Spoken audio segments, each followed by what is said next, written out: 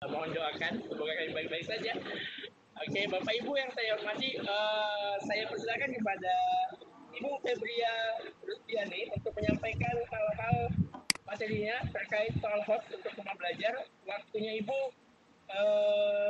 sebanyak kurang lebih 15 menit ke depan Ibu untuk menyampaikan materi luar biasanya yang bisa menginspirasi kami, saya terutama sebagai moderator yang sangat haus akan materi-materi seperti ini, Bu. Ya, jadi saya sangat bersemangat. Oke, kepada Ibu dari Bali, saya persilakan, Bu. Baik, terima kasih Pak Mastan. Saya juga sebelumnya di sini masih belajar ya Bapak Ibu. Jadi saya mohon apabila ada keterbatasan dalam penyampaian materi yang saya berikan. Mohon izin untuk share screen nih.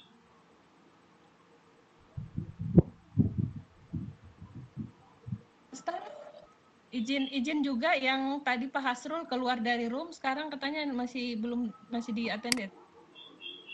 Mungkin bisa dinaikkan.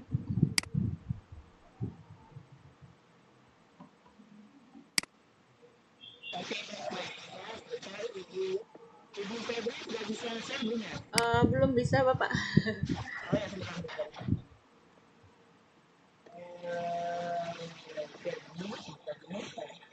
kasih presenter Bu ya.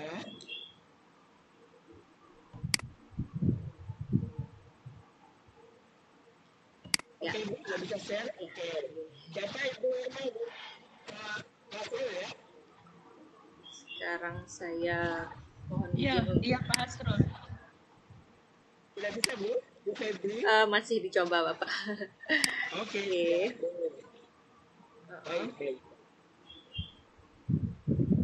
Bagaimana Bapak Ibu, apa sudah terlihat?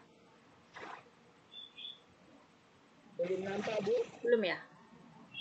Oke, coba saya ulang. Ya, belum nampak Bu. Saya cari dulu.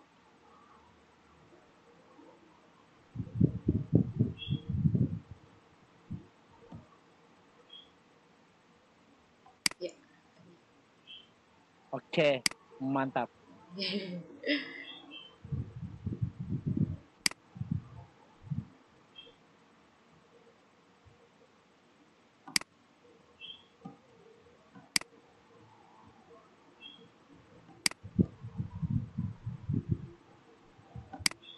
Sudah terlihat di sana? Oke, jelas Bu, jelas terlihat saya. Baik, sebelumnya kembali lagi saya ucapkan maaf sebelumnya karena saya juga masih memiliki keterbatasan pengetahuan dan juga skill, jadi saya hanya ingin berbagi sedikit mungkin apa yang saya ketahui. Nah, materi saya pada sore hari ini adalah tentang HOTS. HOTS itu sebenarnya apa sih? Kenapa kita harus berhots-hots dengan rumah belajar? Apakah kalau kita ada di rumah itu selalu HOTS? Apakah seperti itu ya? Jadi mungkin bisa saya perlihatkan dulu di sini. Apakah yang kira-kira Bapak Ibu bisa lihat dari gambar ini? Apakah ini yang dimaksud dengan HOTS? Panas mungkin. Ya, jadi kebanyakan kita tahu HOTS itu adalah sesuatu yang berhubungan dengan hal yang panas, cuaca, atau mungkin kopi panas enak mungkin ya Pak ya, Ibu ya.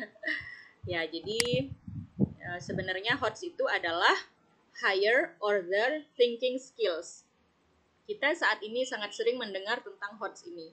Jadi HOTS adalah kepanjangan dari Higher Order Thinking Skill, artinya kemampuan berpikir tingkat yang lebih tinggi. HOTS ini sebenarnya merupakan gagasan atau konsep oleh Benjamin S. Bloom yang kita tahu saat ini, yang sudah kita kenal dengan taksonominya. Nah, HOTS ini sudah digagas oleh beliau pada bukunya yang berjudul Taxonomy of Educational Objectives, The Classifications of Educational Goals pada tahun 1956.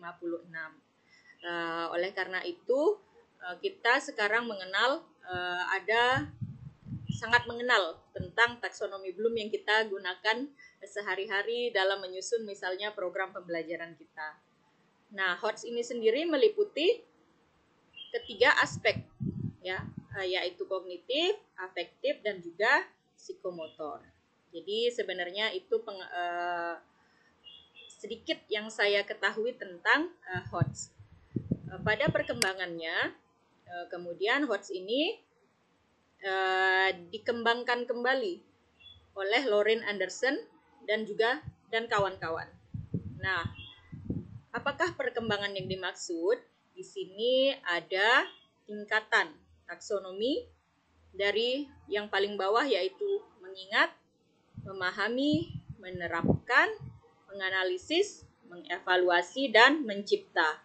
Nah, ketiga dasar dari piramida ini atau taksonomi ini kita ketahui dengan nama LOTS atau lower, lebih rendah, kemampuan berpikir yang lebih rendah. Kemudian saat ini kita mengenal adanya HOTS atau higher order thinking skills itu, yang meliputi kemampuan siswa untuk menganalisis, mengevaluasi, dan juga menciptakan sesuatu. Jadi di sini memang tujuannya di akhir HOTS ini adalah biasanya tentang hasil belajar, lebih banyak tentang hasil belajar. Namun bisa juga kita kolaborasikan, kita integrasikan untuk meningkatkan baik itu aspek psikomotor maupun selain kognitif juga seperti tadi adalah aspek afektif, atau kita juga bisa mengkolaborasikannya untuk menanamkan pendidikan karakter. Nah, di sini HOTS ini juga sebenarnya adalah pembelajaran yang nantinya akan mendukung pembelajaran abad 21 ya Bapak Ibu, di mana pembelajaran itu sendiri mengharapkan siswa itu untuk memiliki keterampilan abad 21 nantinya. Kalau Bapak Ibu sudah kemarin juga membaca modul dari pembatik ini pasti familiar atau sudah mengetahui tentang sedikit apa yang saya sampaikan saat ini. Nah, kemudian untuk kita bisa membangun HOTS pada siswa, kita bisa menggunakan pendekatan pembelajaran seperti berikut. Ya, ini ada 4 pendekatan pembelajaran yang bisa kita manfaatkan. Yang pertama adalah resources based learning, yaitu pembelajaran yang berbasis pada referensi ataupun sumber-sumber. Jadi di sini maksudnya adalah siswa itu disediakan banyak sumber pembelajaran sehingga nanti siswa bisa mempelajari sumber-sumber pembelajaran yang relevan untuk diaplikasikan dalam pembelajaran yang sedang dilakukan. Kemudian ada problem based learning atau case based learning, pembelajaran yang berbasis masalah atau suatu kasus tertentu. Nah, pembelajaran di sini maksudnya adalah siswa itu dihadapkan pada suatu masalah tertentu.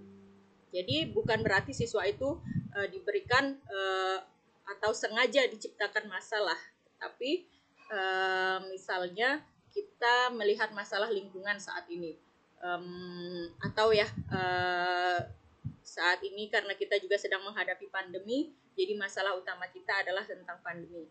Nah, jadi bagaimana kita mengaplikasikan pandemi ini sebagai materi pembelajaran sehingga siswa itu bisa untuk belajar dengan pendekatan problem based learning ini. Misalnya ada, kalau dalam bahasa Inggris ini contohnya bagaimana siswa itu bisa membuat explanation text, misalnya teks eksplanasi tentang COVID-19 misal seperti itu. Jadi itu adalah bisa dimasukkan ke dalam pendekatan berbasis masalah ini.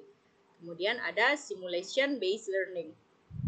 Nah, pada simulation based learning ini siswa itu dihadapkan pada pembelajaran simulasi, di mana siswa diminta untuk mengalami suatu peristiwa tertentu. Jika di SMK misalnya Misal pada SMK saya itu ada salah satu kompetensinya adalah perhotelan. Jadi siswa itu disimulasi untuk misalnya menjadi salah satu pekerja di hotel atau hoteliers, biar mereka itu tahu bagaimana untuk menjadi resepsionis misalnya, atau menjadi housekeeping dan lain sebagainya yang seperti itu. Nah, yang terakhir adalah collaborative based learning, seperti yang sedang kita lakukan saat ini juga Bapak Ibu, berkolaborasi. Jadi bukan cuma siswa, tapi juga kita guru-guru diharapkan untuk bisa menerapkan pembelajaran yang kolaboratif, agar kita bisa saling bekerja sama, berkolaborasi dalam suatu kelompok. Nah, di sini sebenarnya collaborative learning ini intinya itu adalah bekerja kelompok, tapi lebih ditekankan pada anggota-anggota kelompok tersebut sudah memiliki tugas-tugas yang ditentukan untuk mencapai tujuan dari kelompok. Misalnya seperti kita saat ini, anggaplah kita sedang bekerja kelompok dengan misal 5 orang. Misal 1 orang untuk tugasnya untuk membuat virtual background, yang 1 orang untuk menyiapkan room meeting, misal seperti itu. Kemudian yang lainnya misalnya mendapatkan tugas-tugas yang lain, sehingga nantinya dengan berkolaborasi akan tercipta suatu virtual meeting agar kita bisa menyampaikan materi yang kita sudah kerjakan dalam kelompok untuk dibagikan pada orang lain, seperti itu. Nah, kemudian bagaimanakah hubungan antara HOTS ini dengan rumah belajar? Padahal sebelumnya juga sudah disampaikan dan kita juga sudah tahu bahwa untuk SMK, kebetulan untuk SMK di rumah belajar masih minim tentang sumber belajar. Nah, di sini adalah bagaimana kreativitas kita untuk memanfaatkan rumah belajar itu dalam pembelajaran. Kalau bagi saya sendiri, pembelajaran yang saya lakukan agar bisa mengintegrasikan rumah belajar, yang umum saya manfaatkan adalah fitur kelas maya ini. Nah, jadi di sini kita bisa mengkolaborasikan pemanfaatan kelas maya pada modul di kelas maya, baik dengan membagikan modul atau materi yang sudah kita buat, ataupun membagikan link-link tertentu pada modul tersebut. Untuk saya pribadi dalam pelajaran bahasa Inggris, saya misalnya membuat sendiri materi bahasa Inggris sesuai dengan yang ada pada kurikulum. Kemudian untuk misalnya penugasan, saya membuat link khusus misalnya pada Padlet atau misal pada YouTube seperti itu, sehingga nanti siswa akan bisa misalnya pada YouTube siswa diberikan materi, kemudian nanti mengomentari materi tersebut di YouTube, atau siswa mengumpulkan tugas pada Padlet seperti itu misalnya.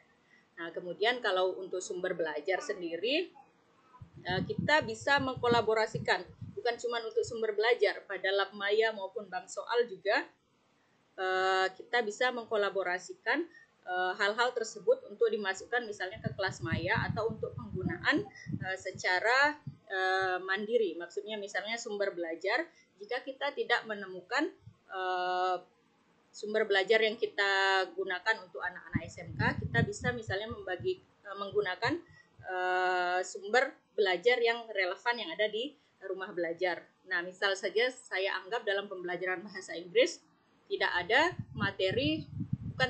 belum ada sumber belajar tentang misalnya teks prosedur.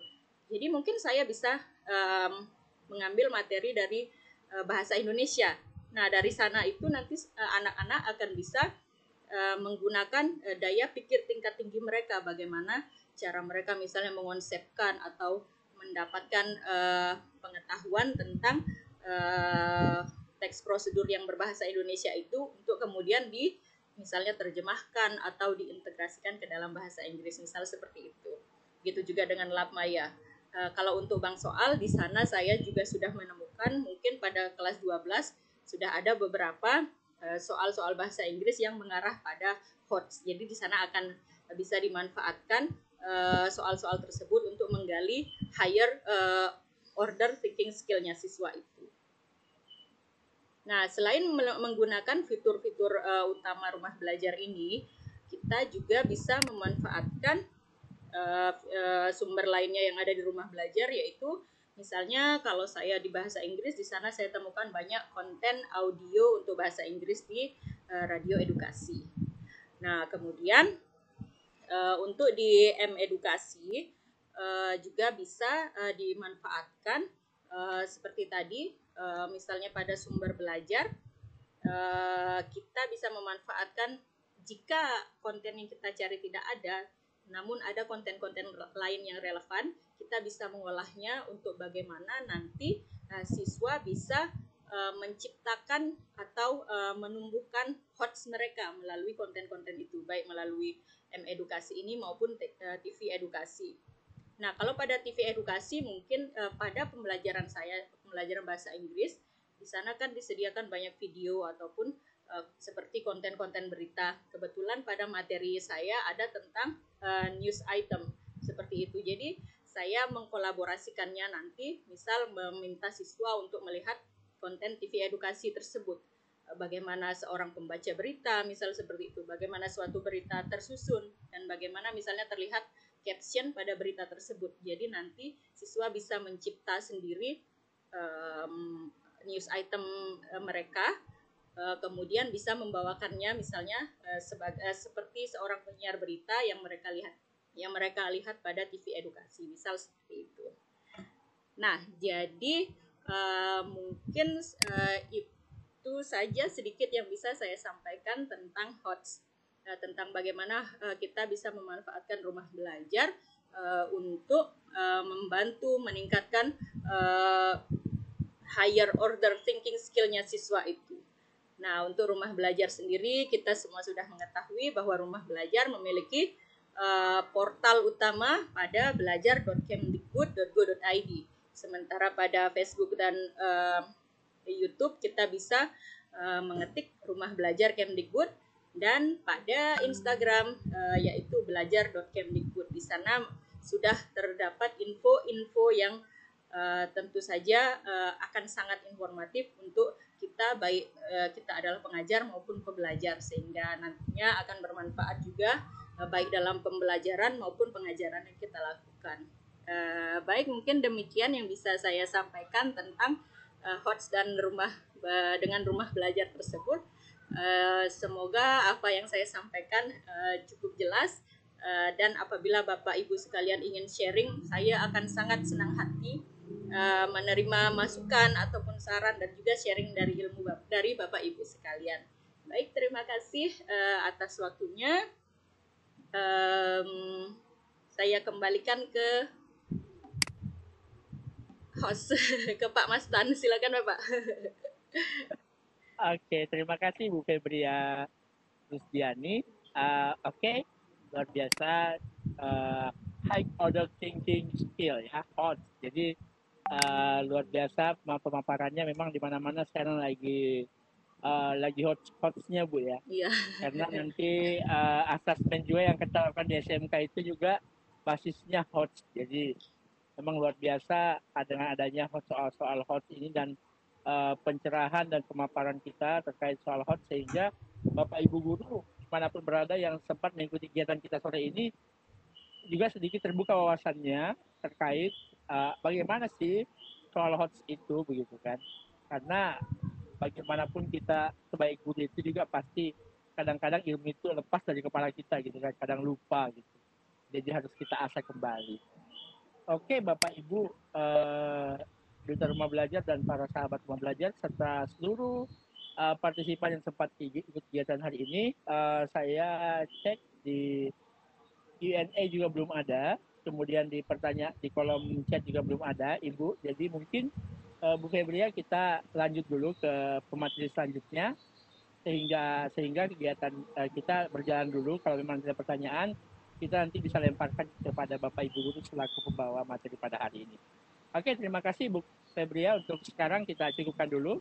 Kita lanjut ke materi selanjutnya.